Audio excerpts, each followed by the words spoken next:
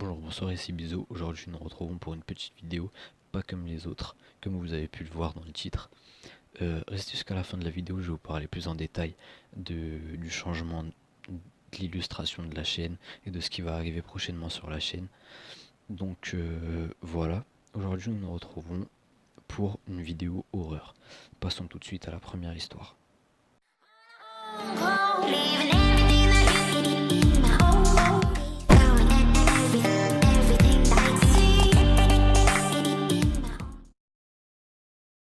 La première histoire s'intitule La gardienne en danger.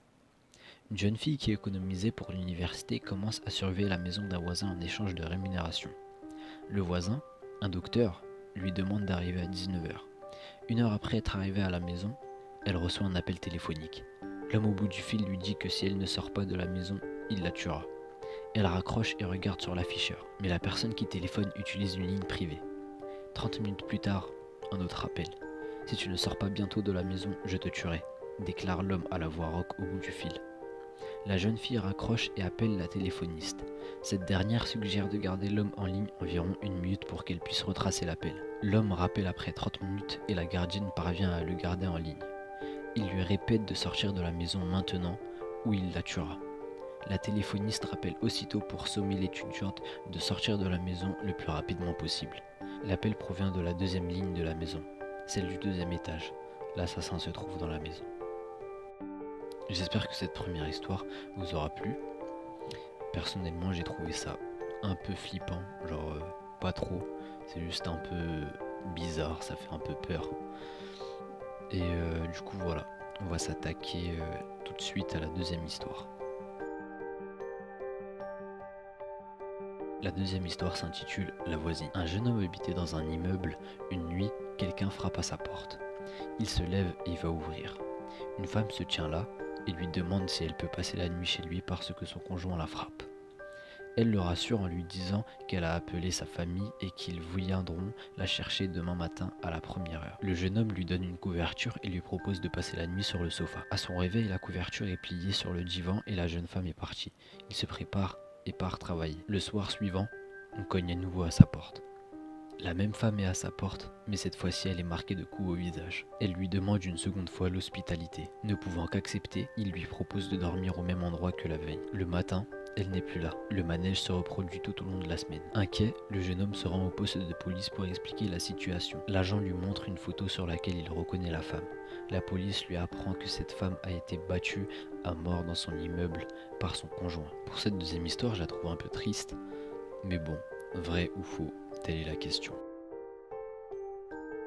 Cette troisième histoire se nomme le casse-tête. Une femme âgée vivant seule décide de faire un casse-tête dans son salon pour passer la soirée. Dehors, c'est la noirceur totale. Au fur et à mesure qu'elle assemble les pièces, une impression étrange la saisit. Elle reconnaît peu à peu dans son puzzle le décor de son salon, puis la télévision, puis elle-même vue de face. De plus en plus fébrile, elle continue. Les dernières pièces du puzzle qu'elle assemble sont celles de la fenêtre derrière elle. La toute dernière pièce du coin de la fenêtre montre le visage terrifiant d'un homme la regardant.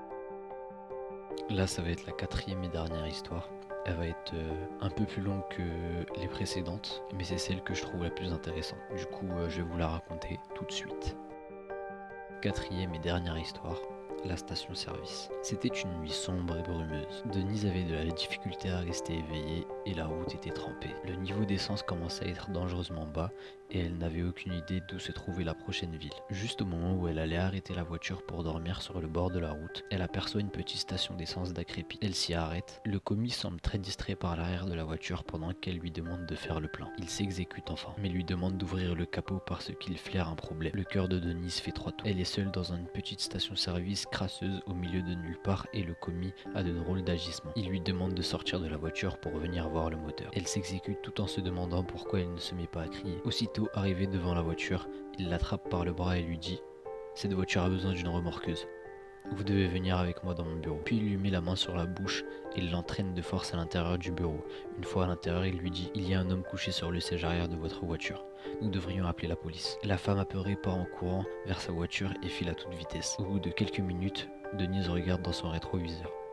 Elle voit un homme avec un chandail à capuchon et une hache dans la main sur la banquette arrière. D'un mouvement de bras, il décapite la pauvre femme avec sa hache. Le cadavre de Denise est retrouvé quelques jours plus tard. Des années après ce drame, la police est enfin parvenue à mettre le grappin sur le tueur en série. Avez-vous regardé sur la banquette arrière de votre voiture ? Voilà, c'est tout pour les histoires, j'espère que ça vous aura plu. Si c'est le cas, n'hésitez pas à liker, à commenter, à partager, ça me ferait extrêmement plaisir. Et pour les courageux qui vont rester jusqu'à la fin de la vidéo, je vais vous parler du changement de la chaîne et de ce qui a à venir, pardon. Du coup, le changement de la chaîne a été fait. Pour les personnes qui l'ont remarqué, ils l'ont remarqué. Pour les personnes qui l'ont pas remarqué, la chaîne vient d'être changée. Toute l'illustration a été changée, c'est-à-dire mon logo vient d'arriver, la bannière vient d'arriver, etc., etc. Le style de miniature aussi vient d'arriver. Donc voilà, c'est parce que je me suis décidé de me lancer un peu dans le professionnel. J'ai pas envie de devenir une chaîne qui va être une entreprise. Je veux juste être un peu plus pro dans ce que je fais et un peu moins enfantin. Du coup, voilà. Ce qui arrive sur la chaîne, le Minecraft, on va un peu zapper, ça va être vraiment de temps en temps, une fois toutes les 2 semaines. Du coup, voilà. Et sinon, ce qui arrive sur la chaîne, c'est du multigaming et une fois voire 2 fois par semaine, grand max, des histoires comme celle que je viens de raconter. Donc, pour ceux qui aiment vraiment ces histoires-là, vous pouvez vous abonner.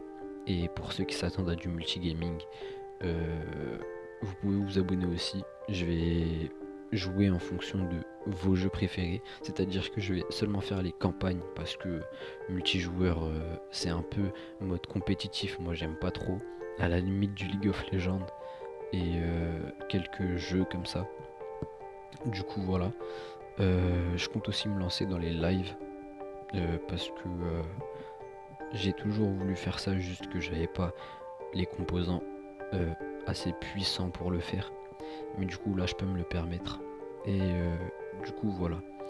J'espère que ce qui va arriver et ce que vous avez vu dans cette vidéo vous plaît énormément. N'hésitez pas à commenter, surtout j'ai besoin vraiment de retour parce que c'est la première fois que je fais ça sur ma chaîne. Et je sais pas du tout comment vous allez le prendre. Du coup voilà. Je vais faire ça pendant 1 mois, 2 mois, histoire d'être vu par les personnes qui aiment ça. Et si jamais ces personnes-là sont assez nombreuses, je continue. Et si je vois qu'il y a vraiment une très faible, il y a vraiment une minorité qui aime ces vidéos-là, je vais arrêter ou je vais les faire un peu plus rarement. Je vais vous laisser là, c'était bisous, à la prochaine, bye.